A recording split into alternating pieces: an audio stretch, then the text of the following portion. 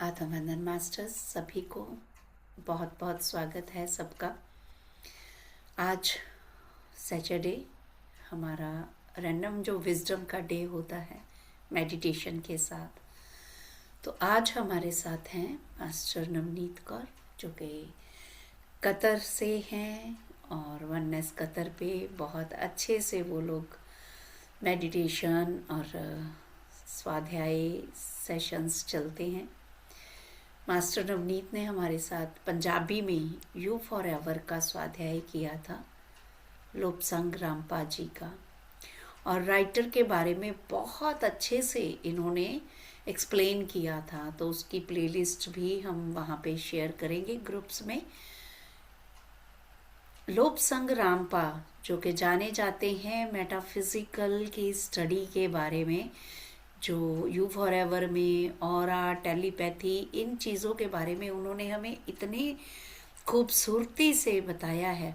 और मास्टर नवनीत ने उस चीज़ को सिंप्लीफाई किया हमारे लिए, और उन्हीं की ही बुक्स ये आगे स्वाध्याय करेंगी, जिस बुक का नाम है लिविंग विद द लामा। और उसी के बारे में आज वो बात करेंगी हमसे, और हम इनवाइट करते हैं मास्टर नवनीत को। Over to you Navneet ji. Thank you. Thank you ma'am, मैनू फिर तो एक बार फिर से मेरे को ये मौका देने के लिए कि मैं एक नई किताब, एक नए अध्याय की शुरुआत कर सकूं और हम सब इस जर्नी में खुद को और हमारे आसपास जो भी दुनिया उस परमात्मा ने हमारे लिए क्रिएट की है उसका भी सम्मान, उसका भी महत्व हम जान सके। ये वो यात्रा होगी जो हमें खुद, तो हम, उन्होंने हमें यू फॉर एवर, लॉन्गसेन रामपा ने हमें यू फॉर एवर में उन्होंने समझाया कि हम खुद क्या चीज हैं, और साथ ही साथ अब वो ये भी बताएंगे इस किताब लिविंग विद लामा के किताब में, वो ये भी समझाएंगे कि हमारी आसपास जो दुनिया है, जो जीव जंतु हैं, जो सृष्टि, जो कुदरत उन्होंने बनाई है, उस परमात्मा ने, उस उस अनंत रचयिता ने, उसका क्या महत्व है हमारे जीवन में, वो हमारे लिए कितनी इम्पोर्टेंट है, और जिसे हम पूरा का पूरा नकार देते हैं। हमको समझ ही नहीं आता, हमें लगता है कि अरे वो तो चीज बेकार है, वो ये जीव जंतु का कोई अस्तित्व ही नहीं है हमारे सामने, हम सबसे उच्च आत्मा है। ये सब क्लैरिटी हमें इस किताब से मिलेगी कि नहीं, ये एक ऐसा इंटरलॉकिंग सिस्टम है जो एक और दूसरे को पूर्ण करता है। हम सब एक दूसरे से जुड़े हुए हैं, हमारा अस्तित्व उनके होने से है और उनका अस्तित्व हमारे होने से है। हम कोई उच्च आत्मा नहीं है, हम भी वही जानवर ही हैं, बस कपड़े पहन लिए हैं, गाड़ियों में घूम रहे हैं और इस सृष्टि को, इस कुदरत को नोच रहे हैं, एक तरह से उसका रेप कर रहे हैं हम। उसके अलावा हम कुछ नहीं कर रहे, हम कुछ प्रकृति को दे नहीं रहे हैं, बस उससे लेने की होड़ में लगे हुए हैं। ये हमें और सेंसिटिव बनाएगी किताब। हम जान पाएंगे कि हम किस पोजीशन पे हैं, हम जान पाएंगे कि हम क्या दे रहे हैं, कहीं लेने की होड़ में तो नहीं है। हमें देना भी सिखाएगी ये किताब। लिविंग विद लामा जो किताब है वो एक बिल्ली के द्वारा की हुई टेलीपैथी है, जो लॉमसेंग रामपा के यहाँ रहती थी, उनके साथ एक मेंबर की तरह। एक बीइंग की तरह, जैसे मैं हूं, एक चेतना की तरह, एक आत्मा की तरह। हम उसे जानवर समझ के उसको बेवकूफ नहीं समझ सकते। जानवर में भी एक उच्च स्तर की थॉट्स भी हो सकते हैं, जो हमें जागरूक कर सके, अवेयर कर सके कि आप क्या कर रहे हो, हमें अपनी नींद से उठा सके। तो हम ये लॉमसेंग रामपा की किताबों में हमेशा ये एक चिन्ह बना होता है, जो उन्होंने अपनी बुक्स के ऊपर क्रिएट किया है। इस इस बुक में भी, लिविंग विद लामा में भी उन्होंने ये है, और यू फॉर एवर में भी ये सिंबल है। तो उनका लोगो समझ लीजिए आप। तो उसमें बहुत ही एक अनोखी चीज है जो उसमें दिखाई गई कि दो बिल्लियां हैं। इस सी इस बिल्ली का एक नाम होता है, एक ब्रीड है ये, सियामी बिल्ली इसको कहते हैं। इसका मुंह हमेशा काला होता है, और ये सबसे कहते हैं कि उच्च अवस्था की होती है बिल्ली। ये बहुत ही जागरूक होती है, और ये बहुत ही इंटेलिजेंट बिल्ली होती है। और इसको एटिकेट्स बहुत होते हैं। इसको पता है कि कहाँ कैसे किस तरह हमें रहना है, किस तरह हमें कहीं हमें, अगर वो कहीं ड्राइंग रूम में कहीं काम कर रही है, या इसको कहीं पर शो में लेके जा रहे हैं, तो इसको पता है कि उसे अपने आप को कैसे प्रेजेंट करना है। एक उच्च क्वालिटी की, उच्च ब्रीड की है। और इसका एटीट्यूड जो होता है, इसका जो व्यवहार करने का तरीका होता है, बिल्कुल ही डिफरेंट होता है। और एक जागरूक तरह से एक बिल्ली होती है कि इसको कैसे, कहाँ, किस तरह बिहेव करना है। तो इस बिल्ली को, दो बिल्लियां हैं उनके पास यही, और साथ में उन्होंने एक कैंडल हाथ में उठाई हुई है, जैसा हम देख सकते हैं। मैम थोड़ा नीचे, हाँ थोड़ा सा, नहीं थोड़ा सा ऊपर करिए, जो थोड़ा लिखा हुआ है वो भी दिख जाए, बस बस इतना ठीक है। नीचे कर दीजिए, थोड़ा सा रहने दीजिए, इतना ही।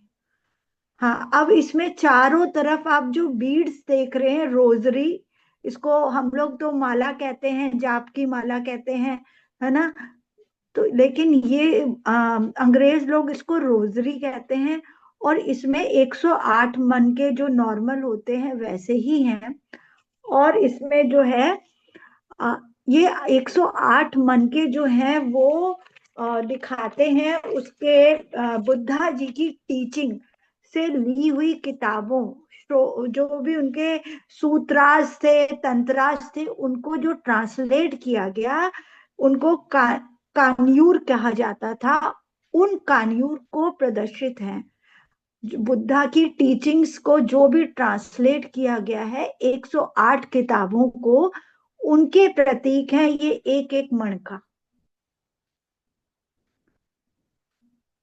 और जो उसके अलावा जो आप कैट्स के नीचे चार खाने देख रहे हैं, पहले में पोटला दिखाया गया है। पोटला वो जगह है जहां लॉमसेंग रामपा ने अपनी टीचिंग्स की थी। वो उनका नाम जो था उस वक्त दूसरा था। मैम क्या नाम था, किसी को याद है, कोई बोलेगा? लॉन्सन रांगपा का पहले जन्म में नाम क्या था?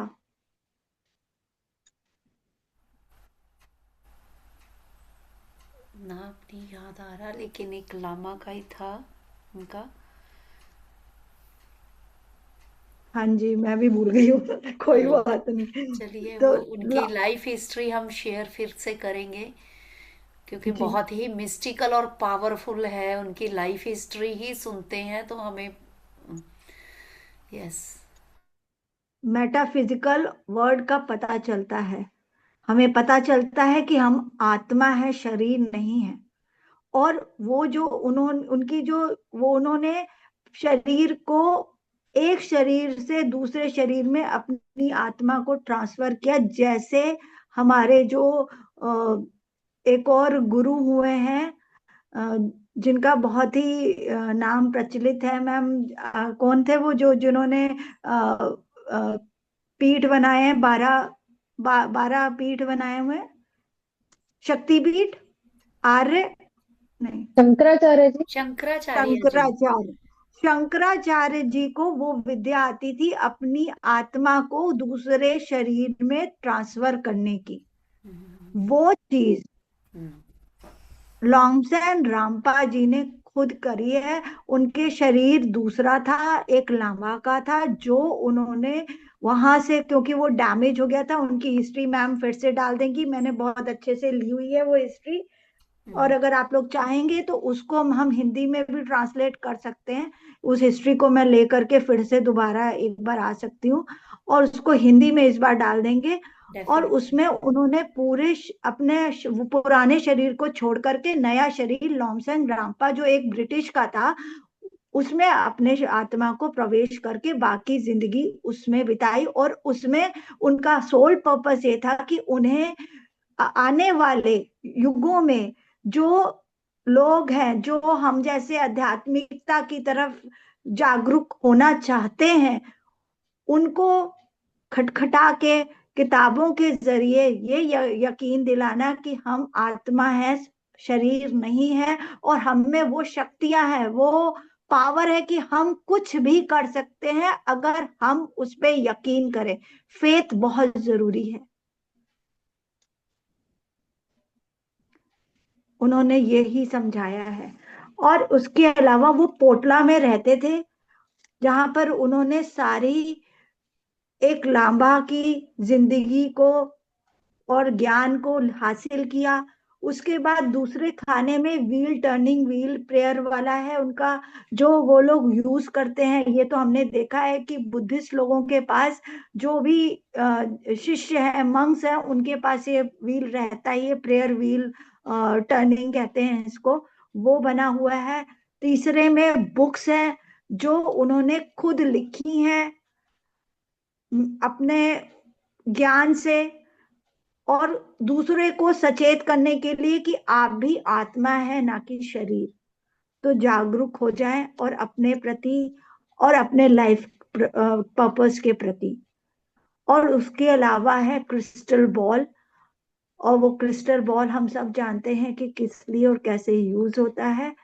अगर कोई मेटाफिजिकल चीजों को जानता है, गूढ़ विज्ञान को जानता है, तो उसे पता है कि क्रिस्टल बॉल का भी एक महत्व होता है फ्यूचर, पास्ट और खुद को जानने में, कि आत्मा की क्या यात्रा रही है और क्या यात्रा होगी।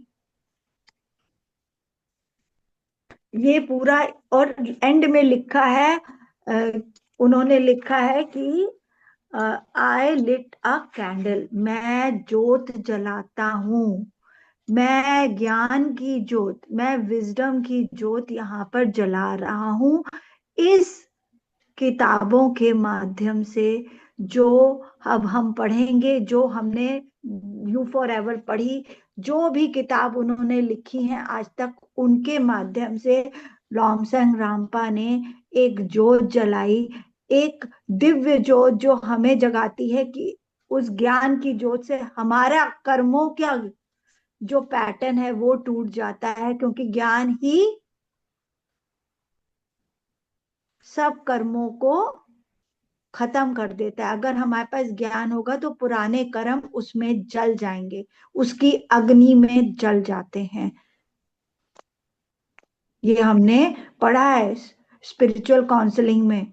तो आई थिंक सो ये टैबलेट यहाँ पर लगती है। अब हम इस बुक के बारे में थोड़ा समझेंगे कि ये बुक में बताया क्या है लॉन्गसेन रामपा ने, लिविंग विद लामा में। मैम कुछ ऐड करना चाहेंगी आप? नहीं नहीं, वही बस वो उसका नाम जिसकी सोल स्वैपिंग हुई थी ना, उनका नाम तो लोपसंग रामपा ही था। और वो हेनरी जो प्लम्बर था जर्मनी का, उसकी बॉडी में इन्होंने स्वैपिंग करी थी, सोल स्वैपिंग। हाँ हाँ, हेनरी की बॉडी हम्म। में इन्होंने सोल स्वैपिंग की थी हम्म। और लॉन्सन रामपा जी इसमें प्रवेश करके आए हम्म। थे। हम्म। अ, इसी लेकिन उन्होंने बाद में बोला कि घोषणा की कि मैं लॉन्सन रामपा हूँ और मैं लामा हूँ, मैं मंक हूँ। तो लोगों ने उन्हें पूरा का पूरा नकार दिया, उनको कंट्रोवर्सी में ले गए हम्म। और उनका मतलब डिटेक्टिव्स उनके पीछे लगा दिए, उनका जीना ही बिल्कुल दुश्वार कर दिया था जब उन्होंने फर्स्ट बुक अपनी द थर्ड आई लिखी थी। तो थर्ड आई में उन्होंने बताया तो वो कंट्रोवर्सी में चली गई थी। फिर उनकी ये वाली बुक यू फॉर एवर, जो जिसका मैं 100 अध्याय कर चुकी हूँ, वो जो है उन्होंने जब लिखी तो वो बहुत ही प्रसिद्धि पाई थी। उसके बाद उन्होंने कई बुक्स लिखी जिन जो आपको इस दुनिया से और लौकिक परलौकिक दुनिया से आपको जोड़ती है और बताती है कि हम सिर्फ यही ये जो धरती है इसमें सिर्फ एक लोक नहीं है, अनेक है, परलोक है, और भी चीजें हैं जो हमारी आंखों से हम नहीं देख सकते। शक्ति स्वरूप, दिव्य स्वरूप शक्तियां भी यहाँ पे मौजूद है हमारी मदद करने के लिए। बस हमें उनसे अरदास करनी है, प्रार्थना करनी है, तो वो हमेशा हमारी मदद करने के लिए आएंगी। अब हम पढ़ते हैं, हम इस किताब के माध्यम से हम जानेंगे कि क्या है इस किताब में, क्यों ये किताब इतनी जरूरी है। जैसे कि शुरुआत ने बताई कि हम जो है कुदरत में रहते हैं और कुदरत में मनुष्य जो ऐसा है प्राणी जिसकी जो सोचता है कि वही स्पिरिचुअल है और वही जानता है और वही सब सर्वश्रेष्ठ है ना जी। वो जानता है कि वो सोचता है कि मैं ही मैं हूं और कोई मेरे आगे नहीं, मेरे अपने ब्रेन से कुछ भी कर सकता हूँ, कुछ भी कर सकता हूँ। लेकिन ये सब वहम है एक इंसान का, एक मनुष्य का, कि वो एक स्तर तक ही है। क्यों? क्योंकि वो चालाकी में आ गया है, क्योंकि वो धोखेधड़ी में आ गया है, क्योंकि वो अब जो है उस स्थिति में नहीं है जो वो एक जानवर जो होता है, जो जीव जंतु होते हैं, जो वृक्ष होते हैं, वो उस स्थिति में नहीं रहा। इसलिए अब वो चीजें नहीं कर पाता, वो चीजें नहीं देख पाता जो वो एक सहज रूप से, अगर वो होता जैसे एक बच्चे होते हैं, सहज होते हैं, सिर्फ देखते हैं और जो हो रहा है उसको एक सहज भाव से देख करके उसको पास ऑन कर देते हैं। तो वो ये चीज भूल गया और इस चालाकी और जिसको कहते हैं कुटिलता के चक्कर में वो कई ऐसी एबिलिटीज हैं अपनी खो बैठा, जो जीव जंतु और पेड़ों में भी हैं। हम इस किताब के माध्यम से जानेंगे। इस पुस्तक में जो है कुदरत और मनुष्य के अलावा जो जीव हैं उसकी स्पिरिचुअल स्थिति के बारे में हमको पता चलेगा। पता चलेगा कि कुदरत में हम जब जाते हैं तो हमें इतनी शांति क्यों मिलती है। हम जब जीवों के पास होते हैं, जीव जंतुओं के पास, पक्षियों के पास, जानवरों के पास जब होते हैं तो हमें इतना आनंद की प्राप्ति क्यों होती है। हमें क्यों लगता है हम कितने रिलैक्स होते हैं ना, बिल्कुल जैसे फ्रेशन अप हो गए, जैसे एक प्राण ऊर्जा बढ़ गई। और अगर हमें कोई भी बीमारी हो या कुछ हो तो हमें यही कहा जाता है कि आप कुदरत में, नेचर में जाकर के जाएं। ये टैबलेट है स्पिरिचुअल टैबलेट की, आई थिंक सो फिफ्थ या सिक्स टैबलेट है ma'am. Living in the nature 11th tablet.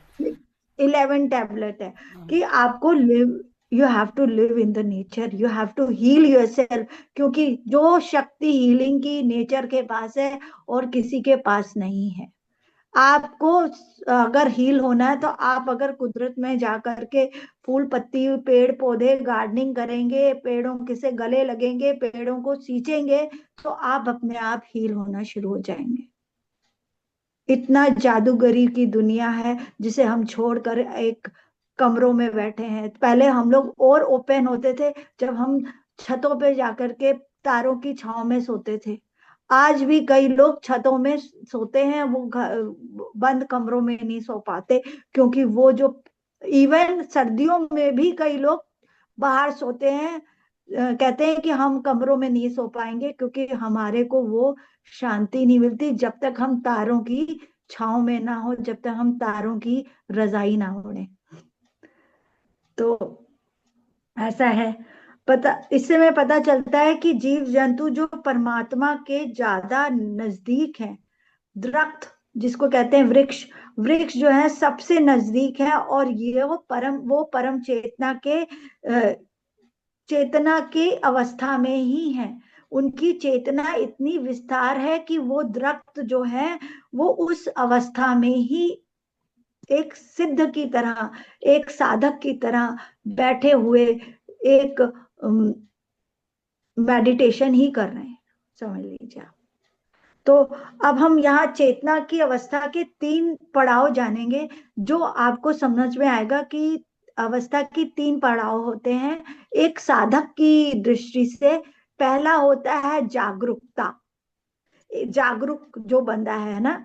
दूसरा जो होता है वो होता है स्वप्न अवस्था, और तीसरी अवस्था होता है सुषुप्ति, सुषुप्ति अवस्था। सुषुप्ति अवस्था तो हम जानते ही कि हमारे जो 3 नाड़ियां होती हैं। पहली होती है चंद्र नाड़ी, दूसरी होती है सूर्य नाड़ी, और बीच वाली सुषुप्ति होती है ना, सुषुप्ति नाड़ी। तो वो जो उसी से लेकर के सुषुप्त अवस्था बताई गई है। और इसमें मानव जो है वो किस स्तर पे आता है, वो होता है जागरूक अवस्था में, जागरूकता में होता है, और सबसे दूर होता है परमात्मा की चेतना। उसकी चेतना सबसे दूर परमात्मा से होती है। दूसरी अवस्था होती है स्वप्न अवस्था में, जिसमें जानवर होते हैं। और तीसरी अवस्था होती है, यस मैम, यस मैम, सुषुम्ना नाड़ी। Thank you very much. तीसरी अवस्था होती है इनकी पेड़ों की, दरख्तों की, जो सबसे करीब होते हैं, और ये सुषम सुषुप्ति सुषुप्ति अवस्था में होते हैं, क्योंकि ये समाधि अवस्था में है। और वो जो ऊर्जा, जो कॉस्मिक एनर्जी हम लेते हैं, वो कॉस्मिक एनर्जी धरती में भी डाल रहे हैं, वो धरती में भी प्राण डाल रहे हैं सांसों के द्वारा, उनकी जड़ें। अब आप समझ सकते हैं कि पेड़ों को सबसे ज्यादा क्यों काटा गया। 3D अगर बनाना है किसी धरती को, 5D से 3D बनाना है, तो सबसे पहले पेड़ काटो। क्यों? क्योंकि वो सुषुप्त अवस्था में, वो सबसे जागरूक है, वो सिद्ध अवस्था में है, क्योंकि वो प्राण डाल रहे हैं पृथ्वी में, इसलिए उनको काट दिया।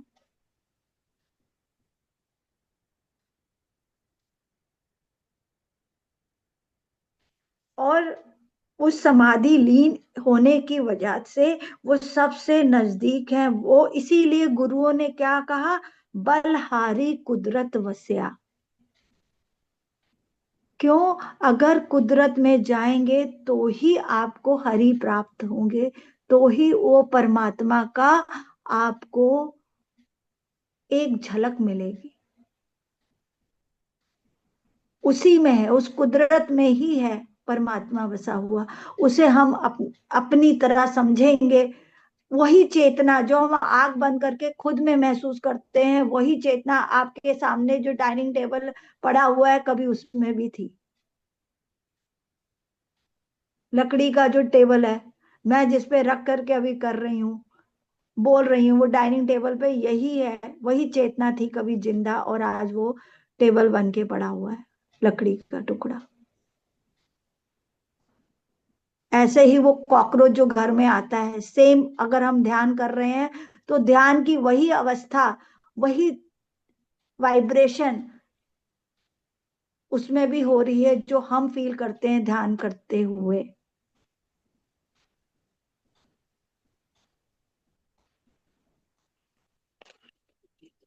अब ये बुक जो लिखी थी, लिविंग विद लामा, ये बुक 1964 में लिखी गई थी। और इसको पब्लिश किया गया था लॉमसेन रामपा ने खुद, और इसको लेकिन वो डिक्टेट की गई थी एक बिल्ली द्वारा, जो फीफी बिल्ली है, वो जो अंधी हो गई थी आखिरी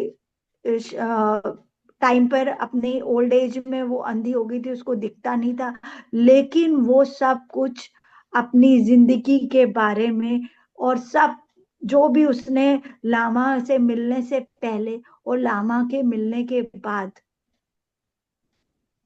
फील किया, जो उसकी जिंदगी थी कि पहले कैसी थी, एक परछाइयों का खेल, और बाद में एक रोशनी से भरी हुई जिंदगी, क्योंकि लामा उसको एक बीइंग की तरह महसूस करता था। वो उनको वो जानता था कि ये भी एक सोल है। तो हमें भी जानवरों को एक आत्मा समझ के, एक बीइंग समझ के, एक बच्चा समझ के ही पालना है अपने घर में।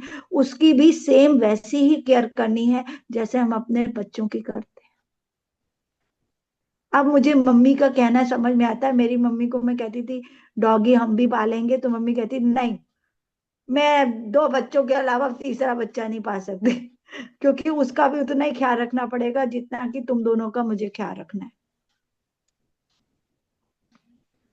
तो वो मना कर देती थी, लेकिन अब मुझे समझ में आता है क्यों।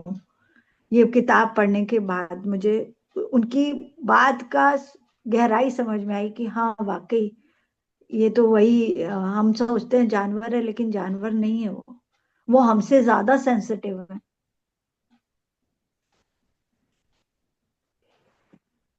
और ये टेलीपैथिकली उन्होंने डिक्टेट की थी। उस बिल्ली का नाम था फीफी। वो अपने आप को मिसेस फीफी ग्रे विस्कर कहती थी। अब देखिए कितना इस किताब में ये भी बताया कि वो कहती क्या थी, अपने आप को कैसे एड्रेस करती थी, कि मैं मिसेज हूं और मेरा नाम फीफी है। ग्रे विस्कर उन्होंने अपनी कास्ट रखी। तो ये उनका पूरा नाम उन्होंने बताया। और इस बुक के माध्यम से ये संदेश दिया गया है कि आप ही इस दुनिया में नहीं है। आप सोचते हैं कि एनिमल्स जो हैं डम है, लेकिन एनिमल्स डम नहीं है, आप हैं डम। एनिमल्स तो बात कर सकते हैं, टेलीपैथी कर सकते हैं एक दूसरे से।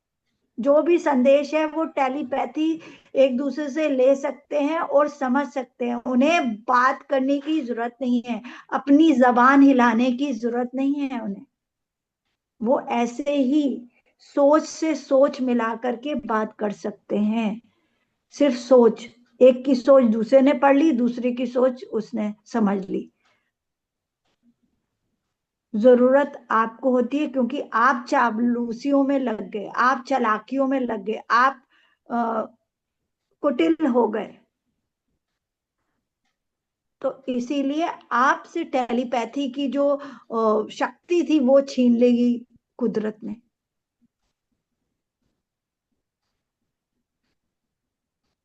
और लेकिन जानवर आज भी एक दूसरे से टेलीपैथी करके बात कर सकते हैं। और ये किताब के दौरान हम चैप्टर्स लेंगे तो हमें पता भी चलेगा कि अरे वाकई ऐसा भी होता है। आप सरप्राइज हो जाएंगे। तो इसीलिए कुदरत ने हमारी इस शक्ति को ब्लॉक कर दिया गया, क्योंकि हम उसको चालाकियों में यूज कर रहे थे, हम नेचर को एक्सप्लॉइट कर रहे थे, इसीलिए ये शक्ति हमसे छीन ली गई।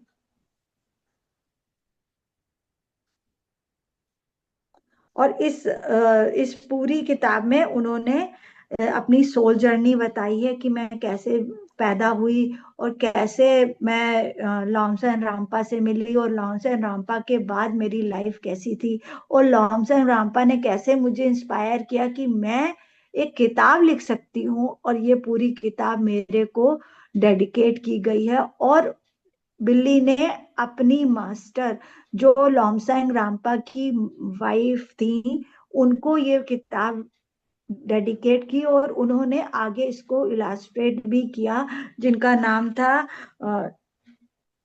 शिलैंग एम रोज, जो जिन्हें ये माँ कहते थे, 2 बिल्लियां थी तो माँ माँ उनको बोलते थे बिल्लियां, क्योंकि वो जो है टेलीपैथिकली समझ लेती थी इन लोगों की बातें। मतलब लॉन्सन रामपा भी समझते थे और उनकी जो माँ थी वो भी समझ लेती थी कि ये बिल्लियां मुझे क्या कह रही हैं, संदेशा क्या दे रही हैं।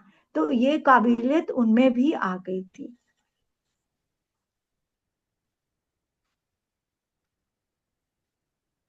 और वो ही बीमार अगर हो तो उनको केयर भी करती थी, नर्स की तरह भी काम करती थी, उनको खाना वाना देती थी, उनके साथ जो है प्यार भी माँ का देती थी। तो यही बिल्ली ने पूरी किताब भी डेडिकेट इनको की हुई है कि भाई मेरा ख्याल रखने के लिए शुक्रिया। तो आज के लिए आई थिंक सो इतना बहुत है मैम। जी, thank you Navneet ji, thank you, beautiful. और जी, मास्टर्स। अब हम ध्यान की अवस्था में जाते हैं मैम, यस, मैं म्यूजिक है ना, शेयर करती हूँ। ताकि ताकि हम कुदरत से और नाता जोड़ पाए। आजकल वसंत का महीना है और वसंत की जो उत्सव, वसंतो उत्सव मनाया भी गया था आज हमारे उसमें चैनल में। तो हम सब उससे जुड़े और अभी हम सिर्फ उस कुदरत से जुड़ने के लिए माँ सरस्वती की वंदना करते हुए उस परम चेतना से जुड़ेंगे, खुद से जुड़ेंगे और खुद के साथ साथ उन्हें भी अहमियत देंगे। चलिए अब हम ध्यान की अवस्था में चले जाते हैं। अब जिन्होंने चश्मा पहना हुआ है वो चश्मा उतार लें। आई थिंक सो किसी को कोई क्वेश्चंस तो नहीं पूछने थे इससे रिलेटेड, किताब से। नो नो नो, क्वेश्चन तो कोई नहीं पूछने थे, पर बड़ी वंडरफुल बुक है, मजा आएगा। यस मजा। Ma'am, thank you ma'am, thank you. चलिए फिर अब हम लोग ध्यान की अवस्था में जाते हैं और जिन्होंने चश्मा पहना है वो चश्मा उतार दें। हाथों की उंगलियों को एक दूसरे में इंटरलॉक करते हुए, पैरों को जो कुर्सी में बैठे हैं वो आराम से इंटरलॉक कर लें। जो नीचे बैठे हैं, आसन में बैठे हैं, बेड पे बैठे हैं, वो अपने पैरों को सिद्धासन, सुखासन, पद्मासन में लगा करके कोमलता से अपनी आंखें बंद करते हुए अपनी आती हुई श्वास और जाती हुई श्वास के साथ रहें।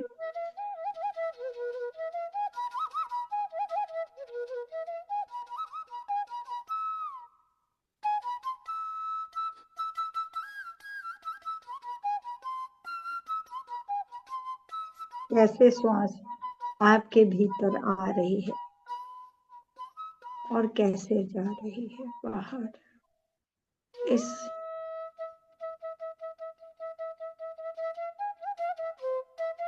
ब्रह्मांड से श्वास कैसे आप अंदर भीतर प्राण ऊर्जा को भरते हुए और फिर उसे फिर बाहर की ओर छोड़ते हुए।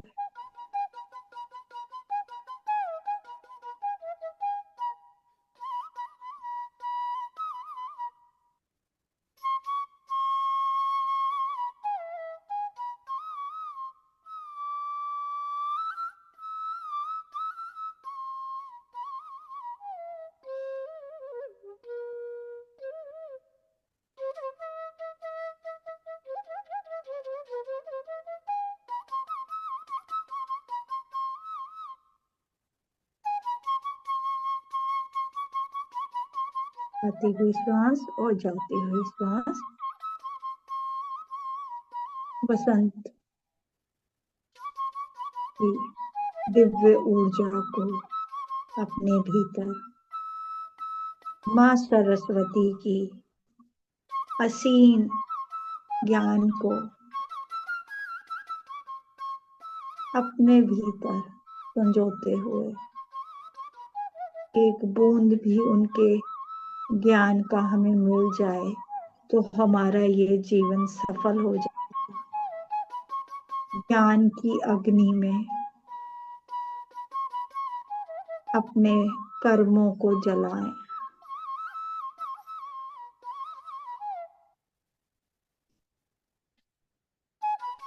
और इस नाउ, इस प्रेजेंट मोमेंट, इस वर्तमान को,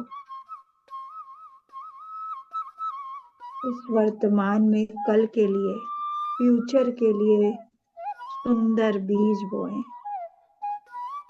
ताकि हमारे जीवन में वसंत की बहार हमेशा महकती रहे। अपनी आती हुई श्वास और जाती हुई श्वास के साथ रहें दोस्तों।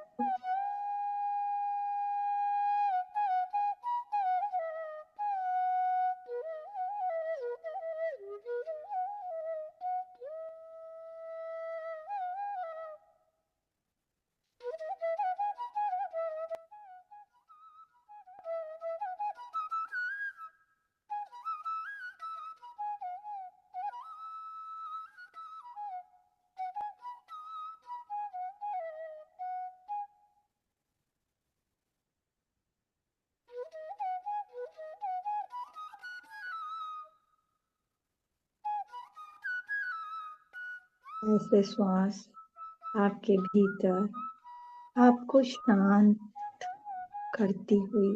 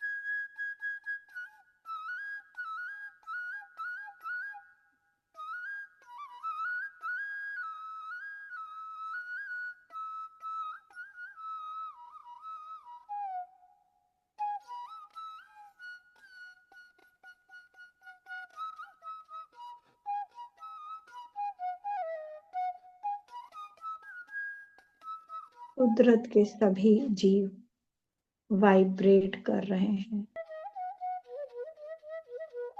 हम इंसान ही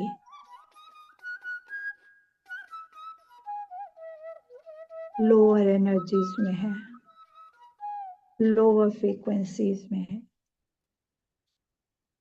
और श्वासों के साथ जुड़कर ही हम अपनी एनर्जीज को हाई कर सकते हैं।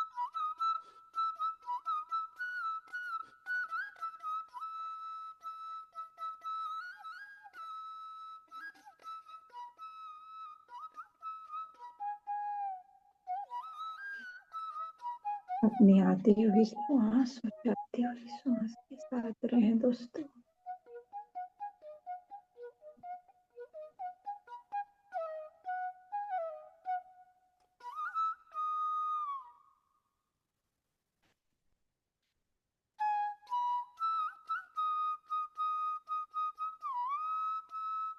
माँ सरस्वती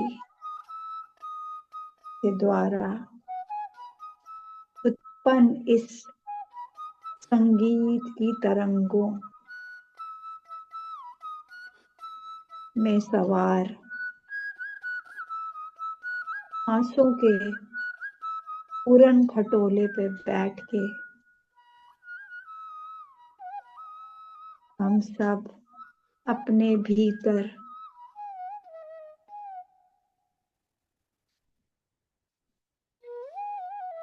और भीतर और भीतर उतरते जाएंगे, डूबते जाएंगे उस ब्रह्मांड में, उस क्षीर सागर में, जो सागर है तरंगों का, फ्रीक्वेंसी का।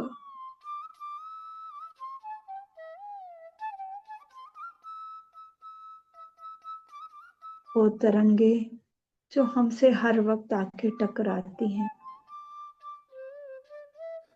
उन सब तरंगों में कोई ना कोई मैसेज छुपा है।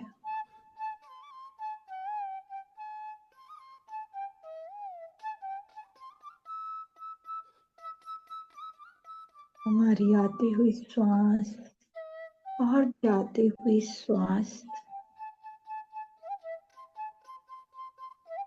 पे अपने मन को इतना मजबूत करें, इतना दृढ़ करें कि उन तरंगों को पढ़ पाए, डिकोड कर पाए। यही टेलीपैथी है।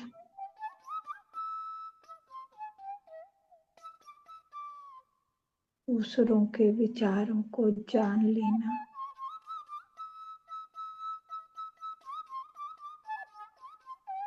पढ़ लेना।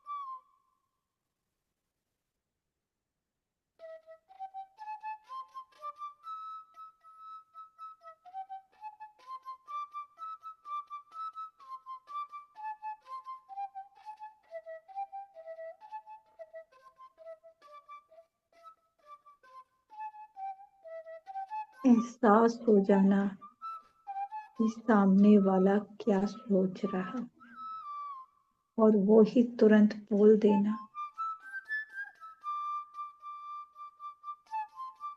श्वासों के माध्यम से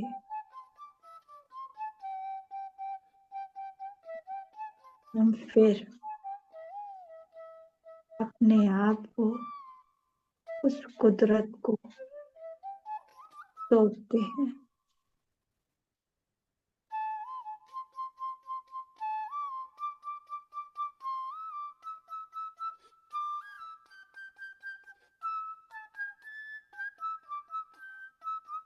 छोड़ते हैं, कनेक्शन लगाते हैं, उस कुदरत को कॉल कर रहे हैं कि आओ, मेरे हर एक जख्म पे मरहम लगाओ।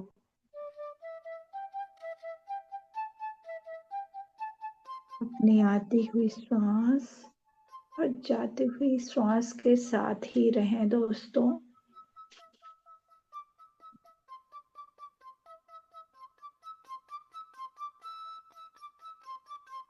अलाइन हो जाएं उस परम चेतना से,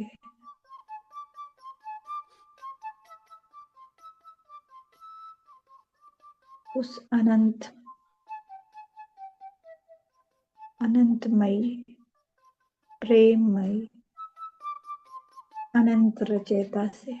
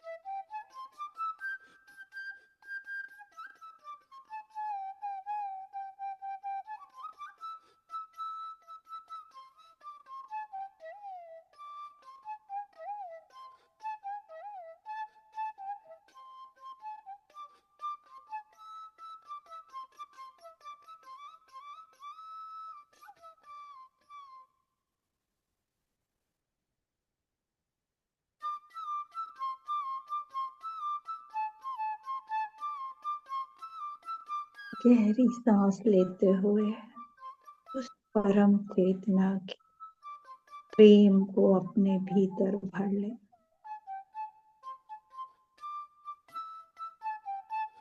और फिर छोड़ दे।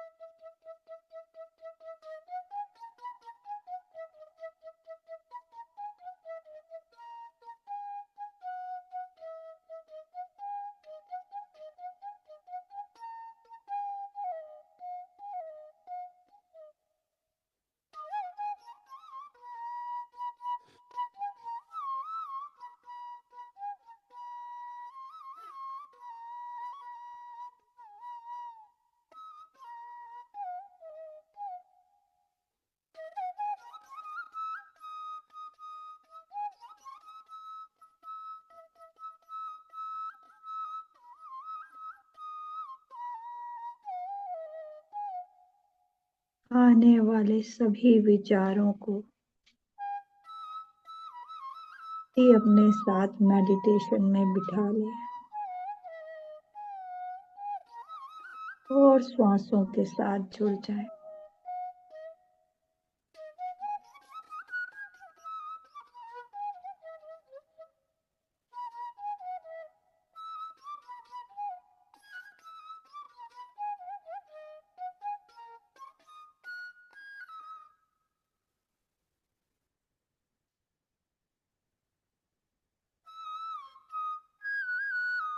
श्वासों के माध्यम से अपने वर्तमान को, नाव को वाव में बदलना है।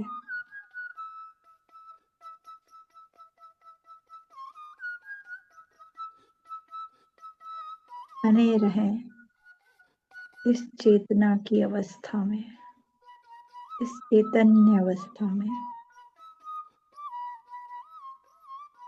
और जाने कि दूसरे जीव भी कैसे इस चैतन्य अवस्था में है, तल्लीन अपने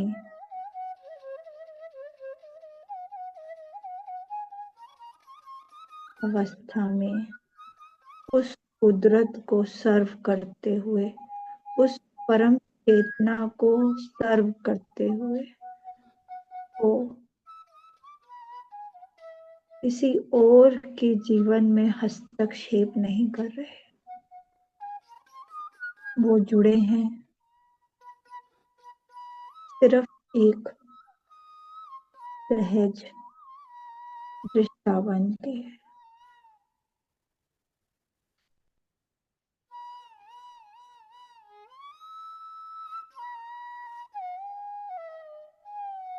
सांसों के द्वारा हम भी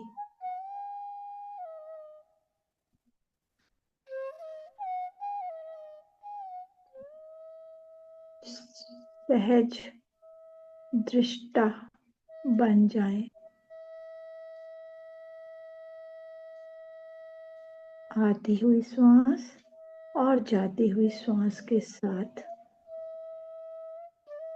केंद्रित रहें।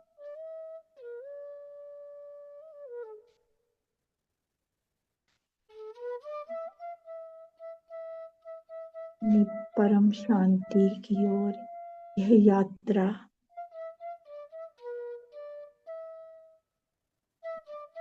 अपने भीतर के गुफा में ही ब्रह्मांड मिलेगा मेरे दोस्तों।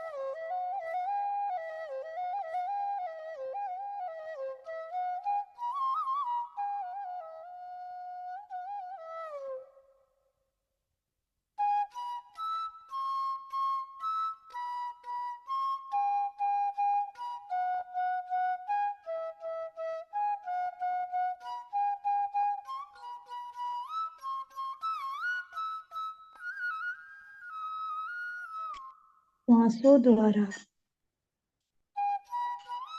चेतना से परम चेतना की ओर का सफर सांसों से जुड़े रहें दोस्तों, और इस दिव्य यात्रा में ऐसे ही बने रहें।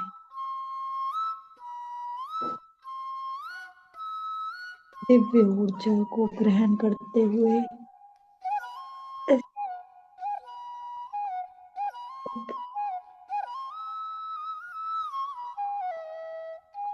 रात्रि की ओर,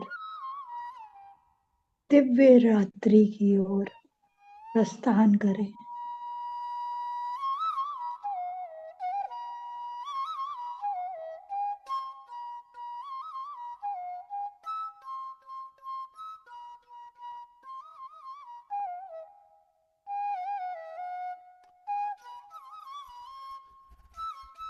आज बस इसी तरह ध्यान में बने रहें। कल फिर मिलेंगे। Divine night to all of you. Thank you.